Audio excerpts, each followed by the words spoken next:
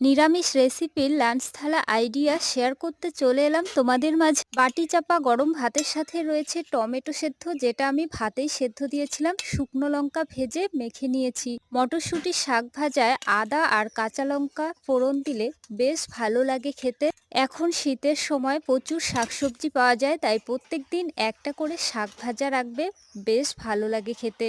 পাঁচমিশালি সবজি দিয়ে একটা নিরামিষ রেসিপি রান্না করেছি। পাঁচমিশালি সবজির মধ্যে রয়েছে ফুলকপি, আলু, বেগুন, লাউয়ের ডগা পাতা। ফুলকপিগুলো একটু বড় বড় পিস করে দিয়েছি, লাউয়ের কচি কচি পাতা ডগাগুলো দিয়েছি, বেশ ভালো লাগে খেতে। আজ নিরামিষ রান্নাটাও খুব ভালো হয়েছে খেতে। আজ আমার মনের মতো রেসিপিগুলো রান্না হয়েছে, তাই মন ভরে খেয়েছি, বেশ ভালো লেগেছে খেয়ে। শেষ পাতের জন্য রেখেছি টক ঝাল মিষ্টি জলপাইয়ের আচার। আচারের রেসিপি চ্যানেলে দেওয়া আছে, চাইলে তোমরা দেখে নিতে পারো। অনেকদিন পর লাঞ্চ থালা আইডি শেয়ার করলাম, কেমন হয়েছে কমেন্ট করে জানিও। আর ভালো থেকো, সুস্থ থেকো, ধন্যবাদ।